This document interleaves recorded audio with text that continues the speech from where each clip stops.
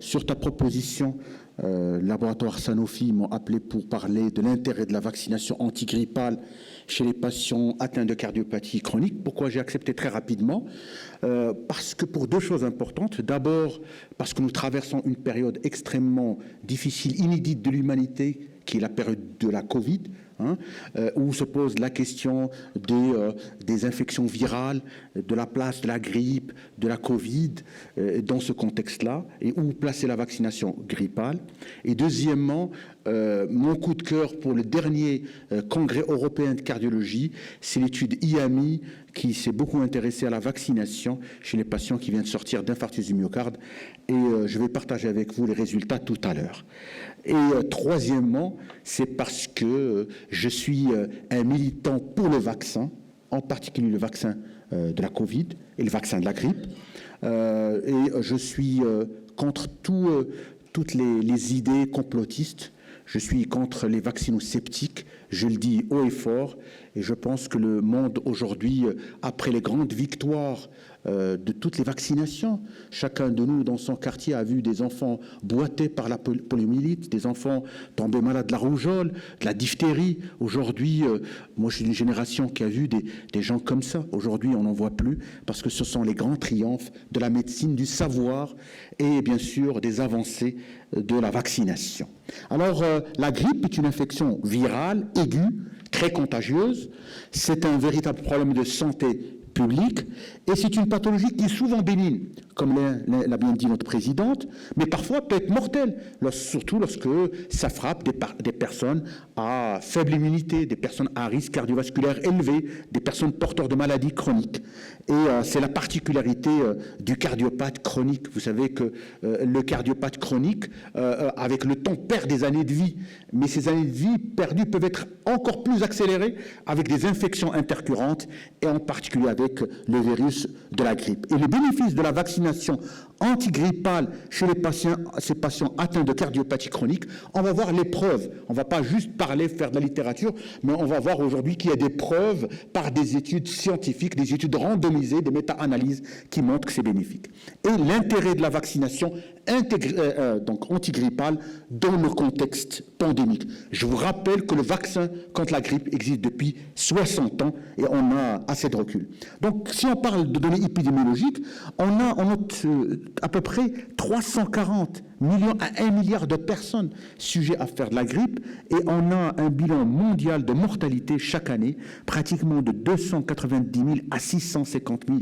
Et c'est pour ça que l'OMS a un système de surveillance de ces épidémies, en particulier de la grippe et des problèmes qui sont inhérents, en particulier la mortalité qui reste extrêmement lourde.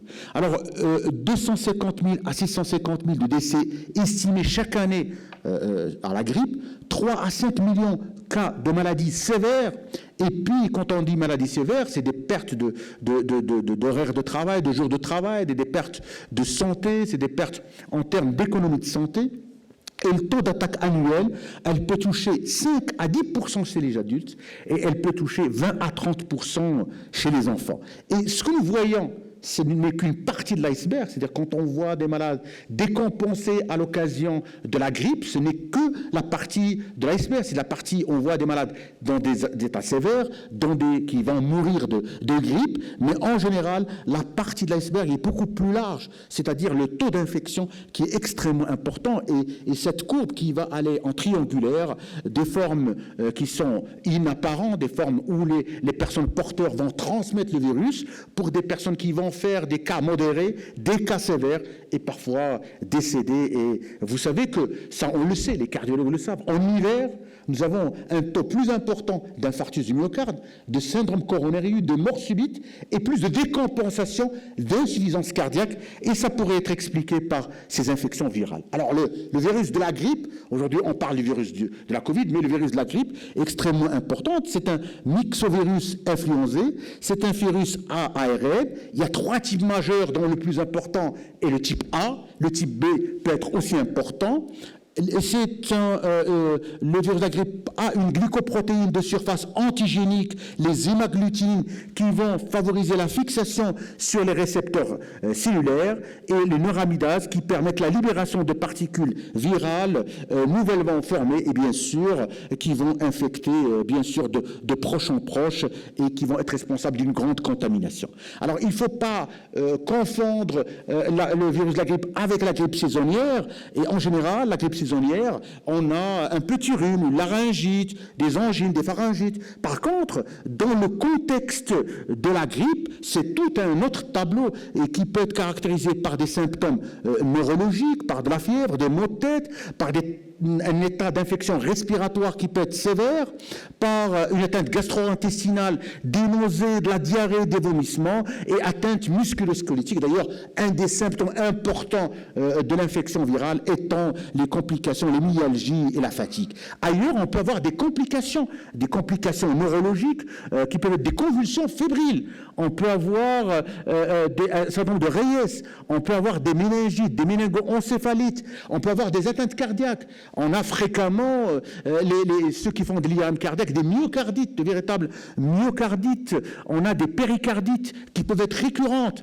On a des atteintes respiratoires qui peuvent être sous forme de surinfection bronchique, de pneumonie, ou surtout d'exacerbation de bronchopathie chronique obstructive. Nous avons tous dans nos consultations des bronchopathes chroniques obstructives, comme souvent pour des infarctus, de l'insuffisance cardiaque ou des syndromes de coronaire, et qui peuvent décompenser.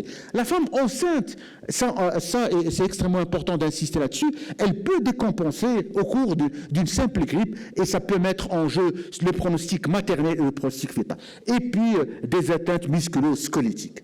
Donc, les principales formes compliquées de la grippe peuvent être des surinfections bronchiques, bactériennes, et le virus de la grippe adore faire le lit de ces surinfections. Il fait de surinfections qui peuvent être à staphylocoque doré, à pneumocoque, à hémophilus, et donc ça peut donner des pneumonies bactériennes. Vous imaginez un homme de 75 ans, diabétique, insuffisant cardiaque suivi, et qui fait une pneumonie bactérienne, ça peut le décompenser. Ça peut être dérangeant d'avoir un enfant qui présente une otite, une sinusite, et ça peut être une source d'angoisse pour les parents. De même, et ça, c'est notre lot quotidien de travail, les asthmatiques, les bronchitiques chroniques, les diabétiques, les insuffisants cardiaques, les syndromes néphrotiques vont aggraver rapidement leur état. Ils vont être d'un état stable, stade 2, ils vont rapidement décompenser en stade 3 et aggraver leur pathologie. Ailleurs, on peut avoir des complications malignes, des myosites, des péricardites, des méningites ou un syndrome de Guillain-Barré. Autant dire que c'est tout sauf bénin. La plupart du temps, c'est bénin, mais ça peut être responsable de complications graves. Regardez l'évolution de la mortalité de la grippe. Nous sommes pratiquement passés par toutes les étapes. Et heureusement, on n'a pas vécu en 1920 où le virus donc, de la grippe espagnole avait tué des gens. On a toujours, en cette période de la Covid, on a des photos qui nous arrivent de ces personnes qui tombaient par terre et qui mouraient dans les rues par cette grippe espagnole qui avait tué un grand nombre de personnes. Et puis par la suite, on a eu en 68-69 la grippe de Hong Kong, et puis on regarde progressivement cette diminution. Et c'est une des victoires de la vaccination antigrippale et qui permet de diminuer de façon drastique le nombre de mortalités par le virus de la grippe. Alors le Maroc est un pays à risque cardiovasculaire. C'est un pays où on a 38% menacés de complications cardiovasculaires.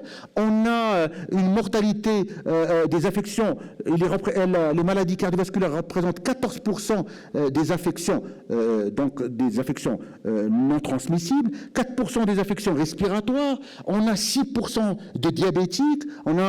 Donc, nous sommes dans une population à risque cardiovasculaire et on compte à peu près sur une population totale de 35 millions, un nombre total de décès par maladie cardiovasculaire d'à peu près 182 000 personnes. Et d'après les données, 39 400 vies peuvent être sauvées d'ici 2025 en mettant en œuvre tous les meilleurs choix de l'OMS. Donc l'OMS considère le Maroc comme un pays à risque cardiovasculaire et bien sûr, quand on est à risque cardiovasculaire, bien sûr, on est menacé par ces périodes de grippe. Alors, Les populations à risque de complications graves, quand on dit complications graves, aujourd'hui quand on parle du vaccin de la Covid, l'important c'est d'éviter les hospitalisations, l'oxygène et le décès. Alors les patients à risque pour la grippe par exemple, ce sont soit les maladies cardiovasculaires, c'est-à-dire que tous les patients que vous suivez pour insuffisance cardiaque, pour infarctus, encore instable, coronaropathie, insuffisance cardiaque, ont 50 fois plus de risque de mortalité de la grippe.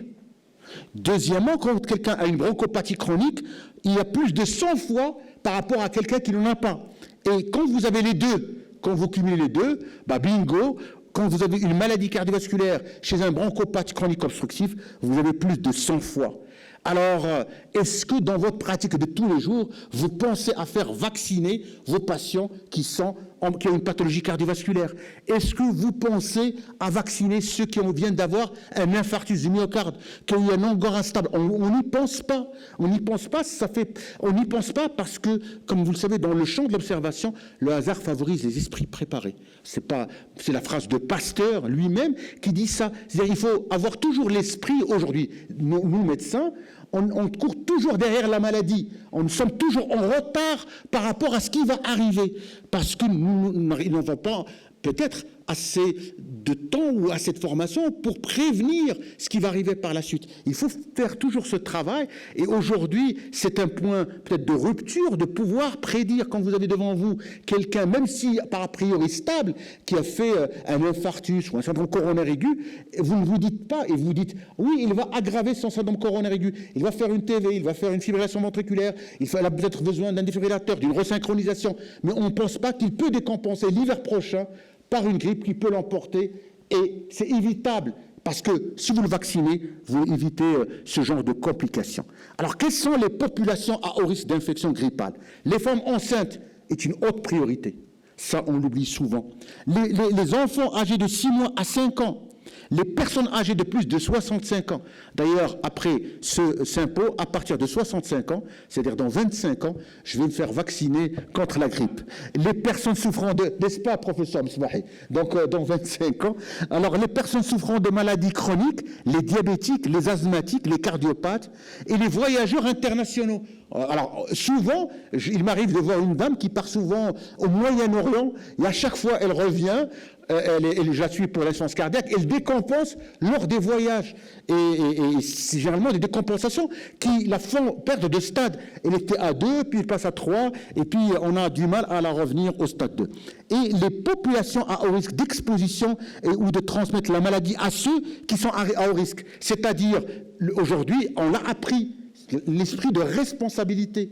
Si j'ai fait vacciner contre le Covid mon fils, par exemple, ou votre enfant, c'est par esprit de responsabilité collective. C'est pas par rapport à lui-même. Il risque de développer une forme faible, le risque de développer une forme grave est faible, mais c'est par rapport à la collectivité et d'atteindre cette immunité collective. Donc c'est aussi un esprit de responsabilité par rapport aux personnes à risque qui nous entourent. Vous avez votre grand-père ou votre grand-mère qui a 80 ans, qui a une maladie chronique respiratoire cardiaque, si vous sortez, chopez le virus de la grippe et vous lui faites la bise 3 fois par jour en lui disant « je vous aime ma grand-mère », à ce moment-là, vous allez lui coller le virus. Alors, les variations antigéniques. Alors, il y a 2 types de variations. Il y a les variations majeures qui sont ce qu'on appelle les shifts au niveau du type de virus A. C'est un réassortissement à partir du virus d'origine animale et qui peut être responsable de pandémies. Alors, aujourd'hui, je ne vais pas faire un scénario catastrophe, mais vous savez qu'on porte tous les masques. Donc, le virus de la grippe ne circule plus. Et par conséquent, nous sommes vaccinés. Mais le jour où on va enlever ce masque, et on va être vacciné, on va sortir de cette période de pandémie Covid, on risque d'avoir une résurgence du virus de la grippe. Et nous espérons le meilleur toujours, et il faudrait absolument éviter le pire. Et puis, il y a les variations mineures qui touchent les glissements A et B drift. Ce sont des mutations ponctuelles et qui touchent de nouveaux variants et qui sont parfois responsables d'épidémies saisonnières. Alors, les pandémies grippales, on a eu la grippe espagnole en 1918, 1920, 30 à 100 millions de morts. Ça n'a rien à voir avec la Covid. Et le virus impliqué est A1, H1N1, avec un indice de sévérité A5. On a eu la grippe asiatique de 1957-58, 1 à 1,5 million de décès. La grippe de Hong Kong, 89, 68, 69, 1 million de décès. Et puis A1H1N1 que nous avons vécu, que nous avons vécu en 2009-2010. Et heureusement, elle n'était responsable que à peu près 18 500 décès. Donc, n'oublions pas, ayons la mémoire présente. Alors, j'ai vu sur Netflix, juste avant la pandémie Covid, un reportage sur les virus, les virus. Et tout le monde s'attendait à avoir une pandémie bien avant, mais on ne savait pas quand est-ce qu'elle allait arriver. Donc n'oublions pas que l'humanité est menacée toujours par ces virus. Alors quand on parle de la composition du vaccin antigrippal, c'est avant on avait des vaccins trivalents, avec 3 composantes, et maintenant, nous avons, à partir de 2019-2020, donc nous avons le vaccin quadrivalent qui comporte les souches A, de 2019, les souches A de Hong Kong, les souches B de Washington et la souche B Yamagata, donc c'est quadrivalent, c'est 4 en 1. Alors, quels sont les avantages du vaccin quadrivalent? L'efficacité protectrice des vaccins trivalents est diminuée les saisons où des virus appartenant aux 2 lignages co-circulent. La souche du type B circulant dominante appartient à un lignage différent de celui de la souche vaccinale. Les vaccins quadrivalents améliorent la concordance antigénique entre les souches B et les vaccins grippaux améliorent l'efficacité vaccinale, la confiance dans la vaccination du grand public et la satisfaction du personnel, du professionnel de la santé. Autant dire que le vaccin quadrivalent, c'est un peu la dernière génération des vaccins. Alors, quels sont les objectifs de la vaccination antigrippale? La protection individuelle, personnelle, concernant toutes les personnes fragilisées dont on parle. Et l'efficacité est de l'ordre de 70% pour les moins de 60 ans. Ce sont des données du New England Journal of Medicine en 2009. J'ouvre la parenthèse. Aujourd'hui, quand vous recevez des tonnes de l'information, vérifiez toujours est-ce que ce ne sont pas des fake news. Si une information scientifique n'est pas publiée dans le New England Journal of Medicine, Lancet, Nature, JAMA, c'est une donnée fausse. Et c'est comme ça que vous allez lutter en tant que scientifique contre les vidéos, les publications qui sont aujourd'hui inondent le monde scientifique, nous inondent tous les jours et intoxiquent les gens et donnent une véritable angoisse, c'est la plupart de chez nous. Et la protection de la collectivité, ce dont j'ai parlé tout à l'heure, chacun a un rôle de responsabilité vis-à-vis de ceux qui l'entourent. Par exemple, ma responsabilité vis-à-vis de cette assistance, c'est que j'ai reçu AstraZeneca 1 et 2 et je viens d'avoir avec le professeur Moustafir, la 3e, Pfizer. Donc nous ne craignons absolument rien de chez nous. Alors le vaccin antigrippal saisonnier, ce sont des souches produites sur œufs embryonnaires, 2 types de vaccins. Ce sont des vaccins, donc le vaccin dont je vous parle aujourd'hui, c'est un vaccin inactivé, entier, fragmenté, et qui n'a pas d'adjuvant, c'est-à-dire que vous pouvez le répéter chaque année. Il n'y a pas de risque de problème secondaire aux adjuvants. Ça, c'est extrêmement important. Alors, les modalités de vaccination, attention les amis, ce n'est pas intraveineux, c'est intramusculaire ou sous-cutané profonde. Ça, c'est une donnée importante. Ne faites pas cette erreur-là. Et pour un adulte, c'est une injection tous les ans. Pour les moins de 9 ans, jamais vacciné 2 doses de 0,5 à 1 mois d'intervalle. Et c'est un dosage unique de 0,5 ml pour l'adulte et 0,5 pour les enfants de plus de 6 mois. Et ce n'est donné que par ordonnance. Et le pharmacien, si vous n'avez pas d'ordonnance, il ne vous le livre pas. Alors, il ne faut pas confondre tout à l'heure, comme j'ai dit tout à l'heure, avec la grippe saisonnière et la Covid. Parce qu'il faut faire, voilà, aujourd'hui on est en pleine pandémie, il faut faire la différence entre les deux, il est nécessité de faire le diagnostic positif virologique, mais on peut avoir chez le même malade l'infection virale, grippale, plus l'infection Covid, manque de bol, ça peut être dangereux et ça peut être grave. Alors quelles sont les recommandations de l'OMS vis-à-vis du vaccin de la grippe? Les femmes enceintes, les individus qui ont des maladies chroniques, les personnes âgées, les personnes qui ont des problèmes de disabilité, de fragilité, les enfants de 6 à 59 mois et ceux qui travaillent. Nous sommes des médecins, nous travaillons dans le domaine de santé, mais on oublie souvent que nous sommes les personnes les plus à risque. Chaque jour, vous êtes devant 30, 50 malades qui vont entrer. Alors, Mais les amis, avant, on faisait l'écho, la bouche dans la bouche avec le patient, il est juste à côté de vous, vous faites l'échographie. Mais après la Covid, moi je mettrai toujours la bavette, même si après la fin de la Covid, parce que nous sommes des personnes à risque. N'oublions pas la santé des professionnels de santé. Alors les recommandations nationales pour la vaccination antigrippale, c'est pratiquement les mêmes, nous suivons le monde. Les personnes de plus de 65 ans, les femmes enceintes, les diabétiques, les affections chroniques, les néphropathes, les cancéreux, les immunodéficients, les immunodéprimés, ceux qui ont une hémoglobinulopathie, les obèses. Les obèses, pourquoi ils font des formes graves, par exemple, de grippe ou de Covid? Parce qu'ils ont un déficit immunitaire, les obésités majeures. Et puis, les contacts familiaux et les fournisseurs de santé, et n'oublions pas que nous sommes une population à risque, nous, les infirmiers. Alors, il faut, d'après l'OMS, encourager la vaccination antigrippale pendant la période Covid, ça il ne faut pas l'oublier. Il y a un risque de co-infection d'avoir les deux, la grippe et la Covid, un risque, et si vous avez ça, vous risquez d'avoir une surcharge. C'est ça le problème de la Covid, c'est la surcharge du système de soins. Si vous surchargez nos hôpitaux, ça va être la débandade. On a une possibilité limitée de lits dans un pays. Donc si on est dans une explosion des cas, c'est pour ça que l'État prend un certain nombre de mesures pour ne pas se trouver dans ces engorgements, engorgements par cette pandémie. Et le risque de contamination qui est important, et des patients qui consultent. Vous ne pouvez pas, en tant que médecin, infecter les patients, et les patients ne peuvent pas vous infecter, parce que si vous êtes infecté, vous allez diffuser le virus autour de vous. Alors, les groupes les plus à risque, les personnels soignants, si vous avez 10 infirmières, vous en perdez 2 à 3, ou dans un laboratoire d'écho, n'est-ce pas le professeur Mouti? Donc vous allez absolument pas pouvoir travailler. Le personnel est extrêmement important. Et le risque de transmission aux personnes vulnérables. Et les personnes d'âge avancé, donc le vaccin antigrippal est recommandé pour toute personne de plus de 65 ans. N'oublions pas les femmes enceintes, les personnes avec comorbidité, les cardiopathies chroniques et les enfants, ne l'oublions pas, ça peut être une source de transmission virale. Et la HAS, qui surgit et qui dit que vous pouvez avoir le même vaccin le même jour, ça ne pose aucun problème.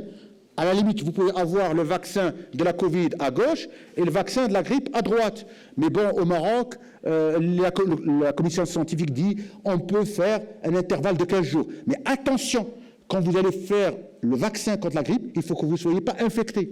Il ne faut pas que vous soyez en pleine infection Covid. Il ne faut pas que vous ne soyez pas en pleine infection n'importe laquelle intercurrente. Il faut que vous soyez sain, en bonne santé, on va dire, sans un drame inflammatoire. Parce que si vous vaccinez en période inflammatoire, ça, c'est extrêmement dangereux. Alors, la vaccination antigrippale permet d'éviter les complications de la maladie, vacciner tous les groupes à risque, et l'obtention d'une bonne couverture vaccinale chez les sujets à risque est une grande priorité.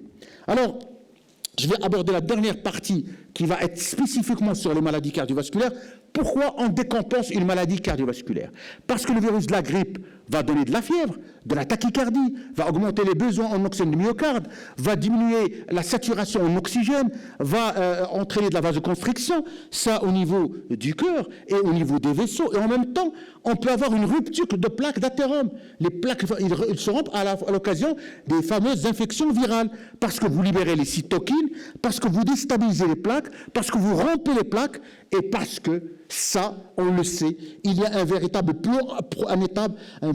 état pro-inflammatoire thrombotique. L'inflammation favorise la thrombose. On l'a vu, je donne toujours le parallélisme avec la Covid, qui n'est pas mon sujet, mais le Covid, on le sait, qui est thrombogène.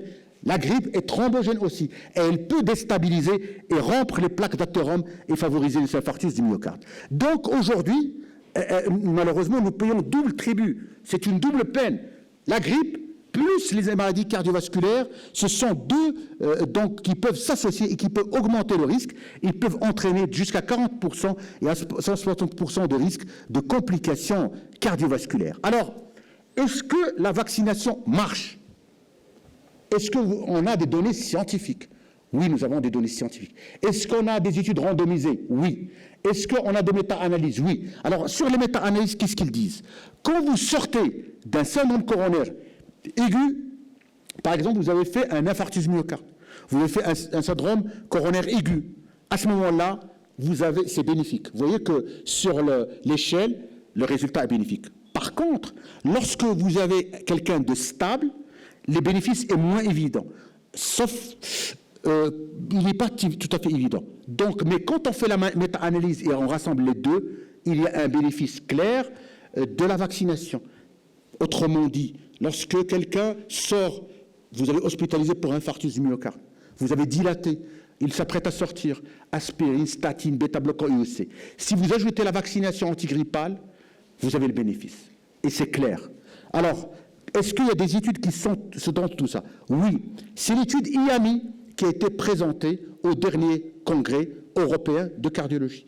Et s'est intéressé à vacciner les personnes qui ont eu récemment un syndrome coronaire aigu. Et cette étude, qu'est-ce qu'elle montre? Elle montre qu'il y a une diminution pratiquement de 30% d'éléments cardiovasculaires. Toute cause mortalité, infarctus du myocarde ou thrombose de stent. On a une diminution de 30%. C'est énorme. Regardez, et la courbe diverge très rapidement entre ceux qui sont vaccinés, qui sont en bleu, qui sont en bas, et ceux qui sont en rouge, qui ne sont pas vaccinés. Donc, à la sortie, commencez aujourd'hui, d'après IAMI, à penser à vacciner vos malades lorsqu'ils sortent d'un épisode de syndrome coronaire aigu. Et ça, on a les différentes études. Alors, il y a 3 études qui ont été publiées avant l'étude IAMI qui a été présentée au Congrès européen. Il y a l'étude FLUCAD qui a été communiquée en 2004. Il y a FLUVAX en 2008. Il y a le premier travail qui a été publié en 2011 par la suite et l'étude IAMI. Ils sont tous concordants et on peut aller jusqu'à pratiquement une baisse de mortalité cardiovasculaire, une baisse de thrombose de stent, d'événements cardiovasculaires qui peut atteindre jusqu'à 40 à 50%. Ça, ce sont les études. Alors, est-ce que la vaccination permet d'éviter les infarctus du myocarde? Il semble que non. Alors, d'après les analystes, quel est le grand bénéfice? On a moins de morts subites après la vaccination par le vaccin de la grippe, moins de morts subites, et moins de décompensation par insuffisance cardiaque. C'est pour ça que la mortalité diminue. Ça, c'est extrêmement intéressant, c'est ce qu'on va voir. Et puis, on voit que la vaccination, dans ce travail IAMI, permet d'éviter les accidents vasculaires cérébraux, les revascularisations myocardiques. Alors, l'étude IAMI, c'est une étude randomisée double aveugle, c'est une étude qui s'est intéressée à la vaccination contre la grippe, qui a été menée dans pratiquement 13 pays, 30 centres, et qui a pour but de tester la vaccination contre la grippe chez 30 hôpitaux à travers 8 pays et pendant toutes les saisons, les saisons de la grippe, et qui s'est déroulée du 1er octobre au 1er mars 2020 et qui avait pour objectif d'étudier 4400. C'est une seule dose injectée et on l'a injectée après 70 heures si vous avez fait une dilatation ou une angioplastie ou un geste coronaire. Après 72 heures. Et donc, qu'est-ce qu'on va inclure dans cette étude? Les patients qui ont fait un infarctus du myocarde, qui ont eu un infarctus ou un syndrome coronaire sans sus-décalage segment ST, et à part le Bangladesh, parce qu'au Bangladesh, ils ne font pas de coro systématique, c'est la caractéristique donc des pays un peu, voilà. Et le critère composite qui a été étudié, les causes de mortalité, l'infarctus, les thromboses de stent et les éléments secondaires, ce sont toutes causes mortalité cardiovasculaire, infarctus et thrombose. Ça, ce sont les 8 pays avec 30 centres et voilà. Et l'étude a été arrêtée précocement, malheureusement, parce que le Covid, vous savez que toutes les études qui sont présentées dans les différents congrès ont été perturbées par le Covid et ils ont été dû à être arrêtés. Ou parfois même, on a vu des études, on fait une analyse avant le Covid et une analyse après le Covid. Alors, voici la randomisation. On va randomiser 1290 qui vont recevoir le vaccin et 1281 qui vont recevoir du placebo.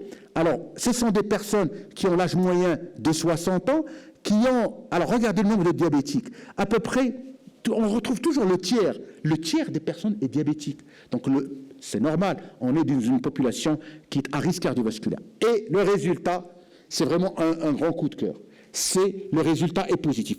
Quand vous vaccinez quelqu'un qui a fait un infarctus du myocarde ou qui vient de sortir d'un syndrome coronaire aigu, et quand vous le vaccinez, vous diminuez de 30% le critère composite.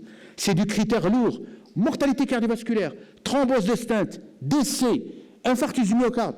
Donc, c'est très positif. Et puis, en critères secondaires, que ce soit sur les causes de mortalité, sur la mortalité cardiovasculaire, le bénéfice est moins évident sur les infarctus du myocarde. Mais il est évident sur la mortalité cardiovasculaire et sur la mortalité toutes causes confondues. Donc, on gagne à tous les coups. Et donc, vous voyez que statistiquement, c'est significatif, vous vaccinez ou vous ne vaccinez pas. Donc, et quand vous vaccinez les personnes, que ce soit dans les différentes périodes, c'est-à-dire on a commencé en 2016, 2017, 2018, 2019, le bénéfice est maintenu de la vaccination de la grippe. Et puis, on a très peu d'effets secondaires. Tout à l'heure, on a parlé avec le professeur Bouzelda, sur les effets secondaires des vaccins. Il y a très peu d'effets secondaires, c'est-à-dire de douleurs cérébrales, de maux de tête, de headache, d'extrême fatigue. Non, il y en a très très peu et vous pouvez demander autour de vous. Et puis, au niveau d'autres complications, en particulier gastro-intestinales, infectieuses, musculo-squelettiques, il n'y a pas plus d'effets secondaires, donc c'est bien toléré. Alors, les différentes études qui ont été présentées bien avant à IAMI et qui ont fait que nous avons aujourd'hui de l'evidence-based medicine, nous avons des études et on a pu avoir des méta-analyses. Cette première étude qui a été publiée dans l'European Heart Journal en 2004, chez des coronariens qui ont été revascularisés, qui a pu les suivre sur 1 an, et on voit que le résultat est positif, toujours sur ce critère, mortalité cardiovasculaire, thrombose de stent, infarctus du myocarde et décès tout court. Et vous voyez que le résultat est positif, que le patient ait eu un cis-décalage ou un sous-décalage, qu'il ait eu des élévations enzymatiques ou pas, qu'il soit diabétique ou non diabétique, fumeur ou non fumeur, qu'il y ait une revascularisation et quel que soit son TIMI. Deuxième étude en 2008, pratiquement la même chose, donc chez les patients ischémiques qui ont eu un événement coronaire, mais ce sont des études qui ont été relativement petites par rapport à IAMI, 800 personnes, et le résultat, là aussi, est positif dans le groupe vacciné. Dernière étude parue en 2011, toujours dans l'European Heart, et dont 400 personnes, un groupe de 200 par rapport à un groupe contrôle, et là aussi, on trouve que les vaccinés gagnent toujours sur les événements cardiovasculaires. Et tout ça nous amène à cette méta-analyse. Que ce soit les différentes études, Fluvax ou Flucad ou IAMI, il faut vacciner les personnes. C'est en faveur. Et aujourd'hui, si j'ai un message à vous transmettre, à chaque fois que vous avez quelqu'un qui a fait un syndrome coronaire aigu, qui est haut risque, qui est diabétique, qui est bronchopathe, qui a de l'insuffisance cardiaque, ou chez qui la grippe risque de l'emporter, il faudrait penser à le vacciner. Et en sortant de votre cabinet, ou quand vous allez le voir à la clinique, après avoir eu sa dilatation ou son pontage, ou après sa décompensation, dites-vous bien qu'au même titre que vous allez donner de l'aspirine, que donner de métablocon ou statine ou un IEC, il y a je ne dirais pas un traitement, mais il y a un moyen de diminuer de 30% les événements cardiovasculaires. Donc aujourd'hui, si j'ai à résumer, c'est que chez les patients qui ont eu un infarctus ou qui ont haut risque coronaire, le fait de vacciner diminue le critère composite, mortalité cardiovasculaire, infarctus, thrombose de stent, toute mortalité confondue, que c'est bien toléré et vacciner vos patients. Et l'IAMI, bien entendu, vient conforter les données des différentes études et qui sont pratiquement vont dans le même sens, c'est qu'il faut vacciner nos cardiaques.